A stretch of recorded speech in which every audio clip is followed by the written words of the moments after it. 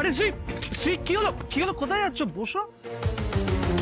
আরে কি হলো? এভাবে চুপ করে আছো কেন? তুমি এই গাড়িটা ফেরত দিয়ে দিয়েছিলে না রাজ? হ্যাঁ দিয়ে দিয়েছিলাম। কেন? না মানে এইভাবে কথা বলছো কেন? এইভাবে বলছি মানে, তুমি যখন এই গাড়িটা ফেরতই দিয়ে দিয়েছিলে তারপরেও এই গাড়িটা এখানে কি করছে তোমার কাছে? তার মানে তুমি আবার আমাকে মিথ্যে বলেছিলে?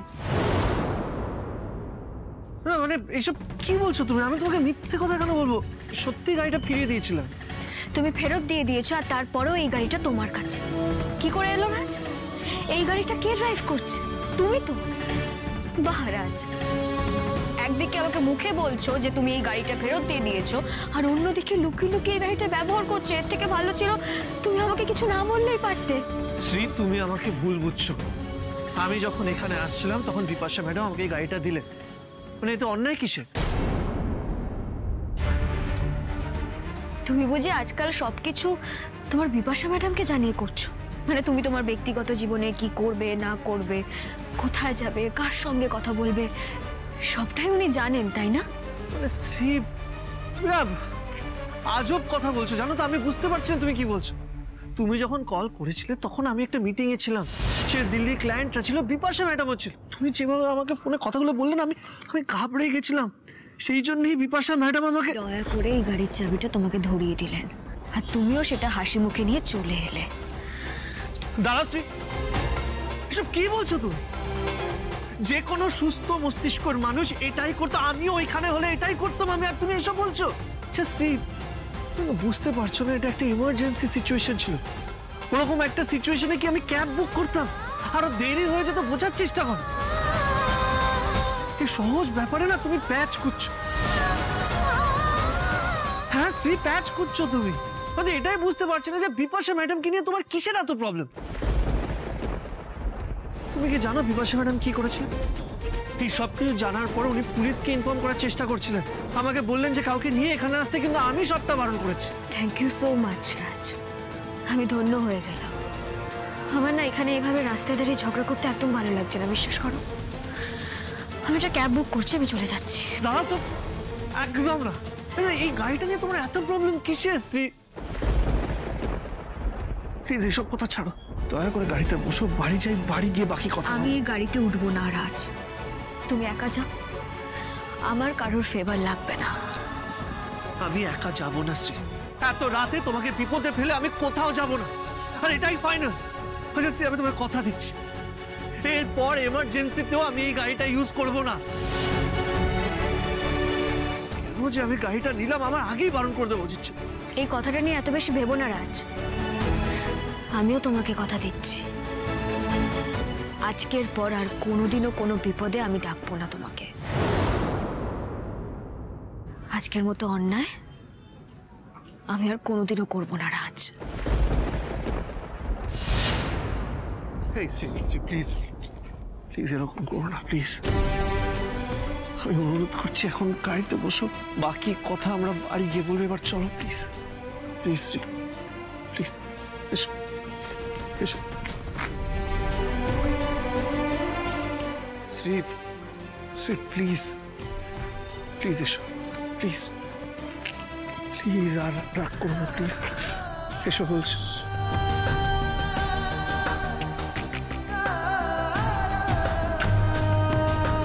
প্লিজ বসো,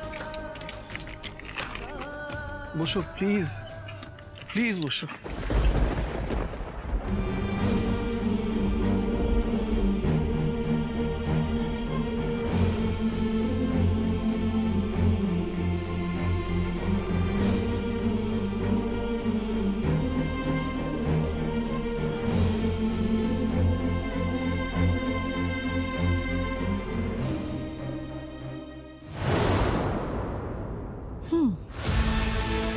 এতক্ষণে নিশ্চয়ই আগুন লেগে গেছে। বেচারি শ্রী, ওর ঘর বর চাকরি সব যাবে।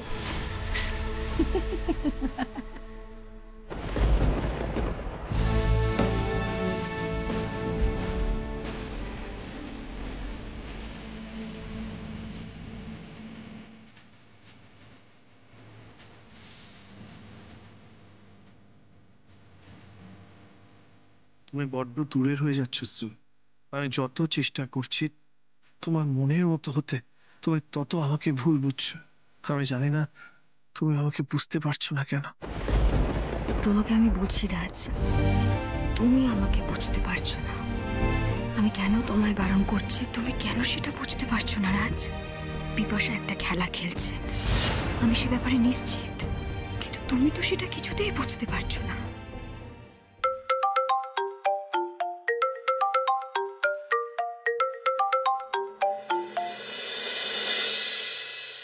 হ্যাঁ বিপাশা বলুন। হ্যালো, সব ঠিক আছে তো? তোমার দিক থেকে কোনো মেসেজ, কোনো ফোন কিছু পেলাম না। আমার খুব টেনশন হচ্ছে রাজ। শ্রী ঠিক আছে তো? তুমি ঠিক আছো তো? আপনি নিশ্চিন্ত থাকুন, শ্রী একদম ঠিক আছে। আমি ঠিক সময় পৌঁছে গেছিলাম। ওই বাজে লোক দুটো আমাকে দেখেই পালিয়েছে। ও থ্যাংক গড, এবার আমি তাহলে নিশ্চিন্তে বাড়ি যেতে পারবো। মানে আপনি এখনো অফিসে বাড়ি যাননি? আসলে আমার খুব টেনশন হচ্ছিল রাজ। শ্রীয়ের কিছু হলে তো তুমি কষ্ট পাবে রাজ। এনিওয়েজ, আমার তোমাকে নিয়ে চিন্তা হচ্ছিল, মানে তোমাদের নিয়ে চিন্তা হচ্ছিল। থ্যাংক ইউ বিপাশা আমাকে গাড়িটা দেওয়ার জন্য। ওই সময় গাড়িটা না দিলে আমি ঠিক সময় পৌঁছতে পারতাম না। না না রাজ, তোমাকে তো আমি শুধু আমাদের কোম্পানির এমপ্লয়ি ভাবি না, তুমি আমাদের কোম্পানির asset. So don't thank me. দেখো, আমি তোমার ব্যাপারে, শ্রীয়ের ব্যাপারে ভাবি, তাই আমি তোমাকে বলছিলাম গাড়ির চাবিটা নিয়ে যাও। কি বলো তো, আজকালকার দিনে না গাড়িটা লাক্সারি নয়, ইটস নেসেসিটি। তাই আমি কোম্পানির থেকে বাদ দাও। তুমি যখন গাড়িটা নিতে চাইছো না, আমি তোমাকে জোর করবো না রাজ। It's okay. আচ্ছা, তোমরা সাবধানে বাড়ি ফিরো। হ্যাঁ, আমি রাখছি। Bye bye.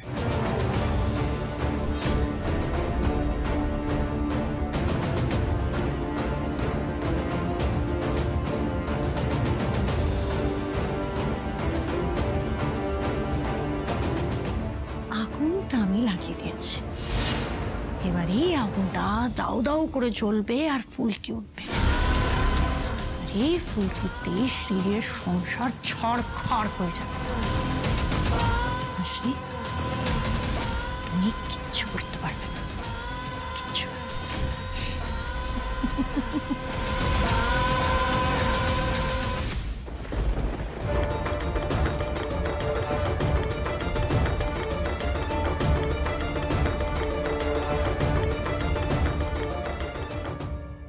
বৌদি, এ কি বৌদি, তুমি ফিরে এলে? কিছু হয়েছে? কি হলো ক্যাপ্টেন? এরকম দেখতে লাগছে কেন? তোমার শরীর ঠিক আছে তো? কি ব্যাপার? কি ও এইবার বুঝেছি কি হয়েছে। অফিস কামাই করে বরের সঙ্গে ঘুরতে গিয়েছিল। আচ্ছা, এইভাবে বলা নেই কওয়া নেই, যদি অফিস কামাই করিস তাহলে অফিস বাবুরা তোকে রাখবে কেন বলতো? মা প্লিজ, সব সময় এইভাবে চেঁচামেচি করবেন, আমার ভালো লাগে না। শ্রী একটা বিপদে পড়েছিল, তাই আমাকে যেতে হয়েছে। বিপদ? কি হয়েছে? বিপদ মানে কি হয়েছে বল। বাবা, হ্যাঁ, শ্রী যখন অফিসে যাচ্ছিল ওকে দুটো ছেলে ফলো করছিল। কি বলছিস? কি? হ্যাঁ বাবা, নিশ্চয়ই কোনো বদ মতলব ছিল। শ্রী আমাকে লুকিয়ে লুকিয়ে ফোন করে, আমি ছুটে ছুটে ওখানে যাই, আর তারপরে আমাকে দেখে ওই দুটো ছেলে পালিয়ে যায়। আমি ওকে অফিসে যেতে দিইনি। খুব ভালো করেছিস বাবা, খুব ভালো করেছিস। তুমি তো আসল কথাটাই বললে না রাজ।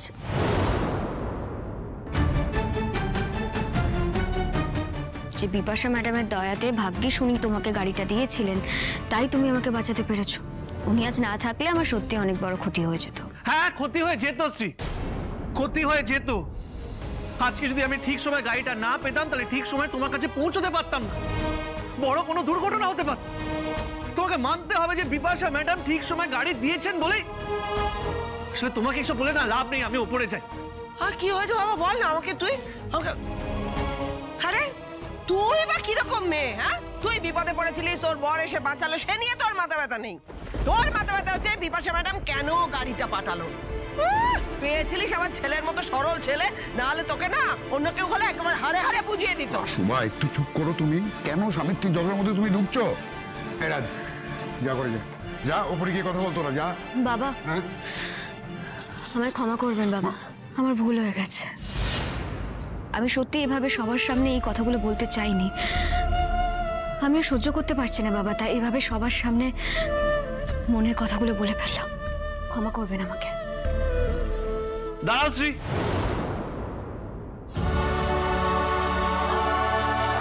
তুমি মনের কথা বলনি, তুমি ইচ্ছে করে এই কথাটা টেনে এনেছো, তাই তো? রাজ, কি করছিস? এত ঝগড়া করছিস কেন? শান্ত হ, শান্ত হ। আমি ঝগড়া করছি না বাবা, ঝগড়া করার ইচ্ছেটুকু আমার নেই। আমি তো নিজের ভুলটা স্বীকার করে নিলাম।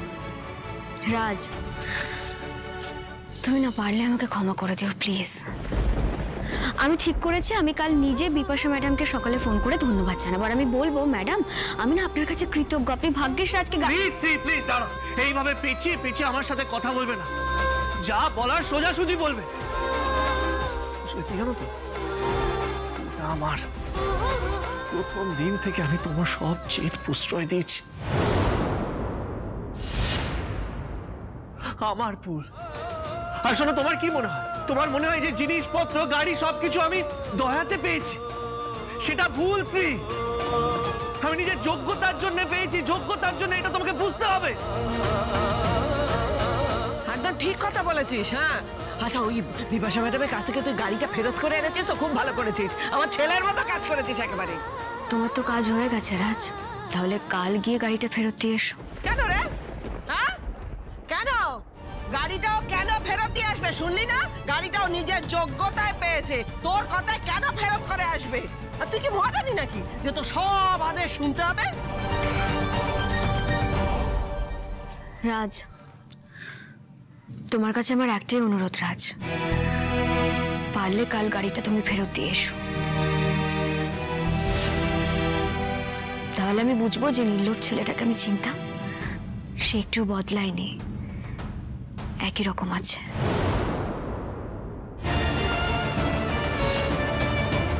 নাহলে বুঝবো সে পাল্টে গেছে।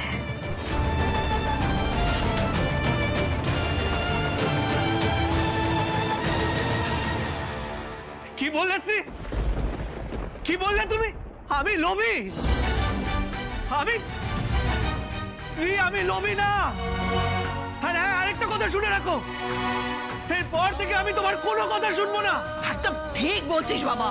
তুমি বলো না, এই যে জিনিসপত্র আমি পেয়েছি, এই সব কিছু পেয়েছি, এই যে গাড়ি পেয়েছি, এগুলো কেন পেয়েছি? নিজের যোগ্যতার জন্য পেয়েছি তো। তাহলে ওইসব কেন বলছি? তাহলে কেন বলছো এইসব? বড় প্লিজ মাথা না, আমি মাথা ঠান্ডা করতে পারছি না। আমার কথাটা শোন, আমি মা শুনে রাখো, আমি কোনো জিনিস ফেরত দেবো না। আমি যা ঠিক মনে হবে সেটাই করবো, কারোর কথা শোন। একদম ঠিক ভেবেছিস তুই। রাজ বাবা কোথায় গেলি? ও বাবা, রাজ, দাঁড়া, রাজ। ফিরে আয় বাবা। রাজ, কোথায় আছিস? রাজ! এ মেয়ে না, আমার ছেলেটাকে দুদণ্ড বাড়িতে শান্তিতে থাকতে দেবে না। আরে গুণাধারী, একটা কথা শুনে রাখ, তোকে আমি বাড়ি থেকে যদি বিদায় না করেছি না, তাহলে আমার নামও সুহাসিনী ঘোষাল নয়। যাক বাবা, আপনি তাহলে নিচে নেমেছেন। আমি দেখতে এলুম আপনি নিচে এলেন না উপরে রাগ করে বসে থাকলেন। মা, খাবার তো গরম হয়ে গেছে, আপনারা বসে পড়ুন, আমি এক্ষুনি খাবার বেড়ে দিচ্ছি। আর তোর জন্য আমার ছেলেটা মাথা গরম করে বেরিয়ে গেল, অফিস থেকে এসে এক গ্লাস জল পর্যন্ত খেতে পেল না তোর জন্যে। আমি কিন্তু তোকে বলে দিচ্ছি, এইসব জিনিস নিয়ে না কটকট কটকট করে ওকে একদম কথা শোনাবি না। বেশ, আমি আর আজকে কিচ্ছু বলবো না মা। আসলে মা, ভুলটা হয়তো আমারই, আমি স্বার্থপরের মতো একবারের জন্য রাজের কথা ভাবিনি, শুধু নিজের কথা ভেবে এতগুলো কথা বলে গেছি। আমায় ক্ষমা করে দেবেন মা, আমি পা ধরে। বাবা, এত নাটক করতে হবে না বাবা গো। ঠাকুর, তবে যে এই মেয়েটা আমার ছেলের কপাল থেকে দূর হবে আর আমার ছেলেটা একটু শান্তি পাবে কে জানে। তুমি কি আমার কথা শুনছো না ঠাকুর? শোনো শোনো।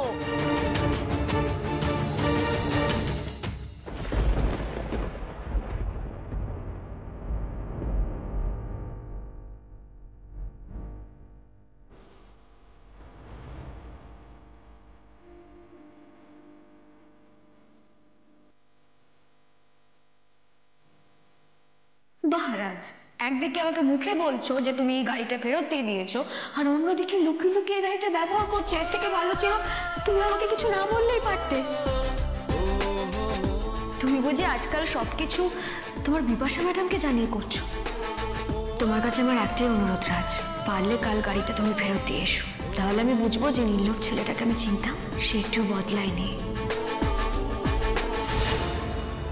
নাহলে বুঝবো সে পাল্টে গেছে।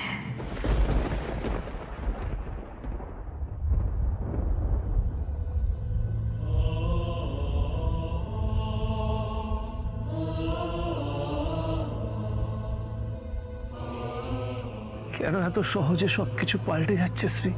আগে তো আমার ছোট ছোট জিনিসে তুমি প্রশংসা করতে, আর এখন এখন আমি আস্তে আস্তে নিজের স্বপ্ন পূরণ করছি, আর তুমি তুমি আমাকে আমার সাফল্য থেকে দূরে সরিয়ে আনছো। কেন আমায় ভুল বুঝছো শ্রী? কেন? তুমি তুমি আমাকে লোভী বললে? না শ্রী, না, আমি লোভী নই, আমি লোভী নই শ্রী। কত সহজে তুমি আমাকে লোভী ভাবলে। কেন আমি গাড়িটা ফেরত দেবো শ্রী? কেন? আজ ওই গাড়িটা ছিল বলে আমি তোমাকে বিপদ থেকে বাঁচাতে পেরেছি, ঠিক তোমার ওখানে পৌঁছতে পেরেছি। পাশে একদম ঠিক বলে, গাড়ি কোনো বিলাসিতা না, একটা দরকারের জিনিস। বুঝবে শ্রী, এখন জেদ করছো তো, কিন্তু একদিন তুমি বুঝবে, আর একদিন তুমি এটাও বুঝবে যে আমি যা পাচ্ছি নিজের যোগ্যতার জন্য পাচ্ছি, আর কিছু না। রাজ এখনো এলো না, ও কি এটাও ভুলে যাচ্ছে ও না খেলে আমি খেতে পারি না?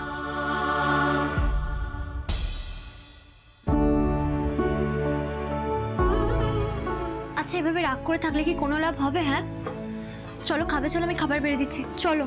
কেন কেন খাবে ও? আমার ছেলেটা না খেয়ে রাস্তায় রাস্তায় ঘুরছে, তা নিয়ে কারোর মাথা ব্যথা নেই, দরকার নেই ওর খাওয়ার। শুভা, ওর সামনে একটু ভালো কথা বলো, দেখবে তোমার মনটা ভালো থাকবে।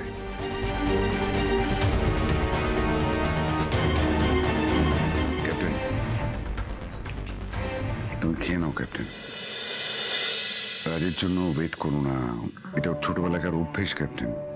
যখনই বাড়িতে কোনো রকম ঝগড়াঝাটি হয়, কথা কাটাকাটি হয়, এরকম চলে যায়, অনেক রাত করে ফেরে। আমার সত্যি একদম খিদে নেই বাবা। ক্যাপ্টেন, আমি জানি কেন তোমার খিদে নেই। রাজের উপরে রাগ করছো তো? আমি তোমার একটা কথা বলি, ওর কথাটা গায়ে মেখো না, প্লিজ প্লিজ ক্যাপ্টেন।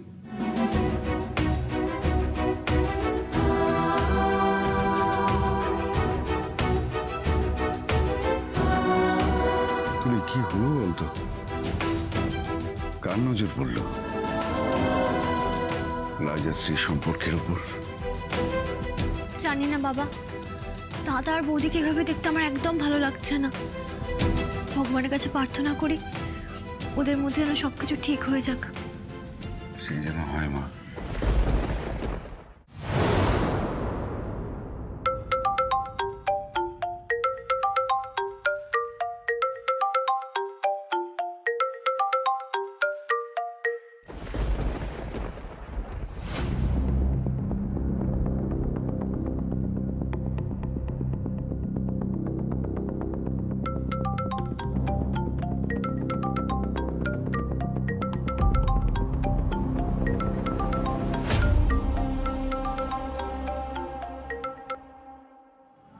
হ্যালো, হ্যাঁ বিপাশা বলুন। কি ব্যাপার রাজ, তুমি ফোন ধরছো না? এখন তুমি ফোন ধরতে নাই পারো, বাট আমি ফোন করছিলাম তোমার খবর নিতে। মানে তোমরা ঠিকঠাক বাড়ি পৌঁছে গেছো তো? না আজকে এমন একটা ঘটনা ঘটলো। Is everything alright? হ্যাঁ সবাই ঠিক আছে, মানে সবকিছু ঠিকই আছে। না রাজ, তোমার গলাটা অন্যরকম লাগছে। শ্রী ঠিক আছে তো রাজ? না আজকে এত বড় একটা ঘটনা ঘটলো। শ্রী ঠিক আছে, সবাই ঠিক আছে বিপাশা, সবাই ভালো আছে। রাজ তুমি বলছো সব ঠিক আছে, কিন্তু আমার যেন মনে মনে হচ্ছে যে ঠিক নেই, তুমি ঠিক নেই। তুমি চাইলে আমার সাথে শেয়ার করতে পারো। বললাম তো সব ঠিক আছে। না রাজ, তুমি বলার পরে আমার কেন জানি না মনে হচ্ছে কোনো কিছু ঠিক নেই, কোনো প্রবলেম হয়েছে। শ্রীয়ের সাথে কি ঝগড়া হয়েছে? আমি একদম ঠিক আছি, ব্যাস একটু টায়ার্ড। এই খেয়ে দিয়ে ঘুমিয়ে পড়বো, আপনাকে একদম চিন্তা করতে হবে না। ও ও ও ওকে, ইটস অল রাইট। আমি তো জাস্ট তোমাদের খবর নিতে। ফাইন, ঠিক আছে, তোমার সাথে কাল দেখা হচ্ছে অফিসে। ওকে, গুড নাইট। Good night.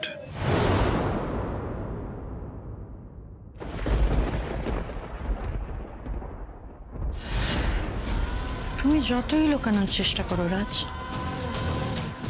আমার মন বলছে কিছু একটা ঠিক নেই।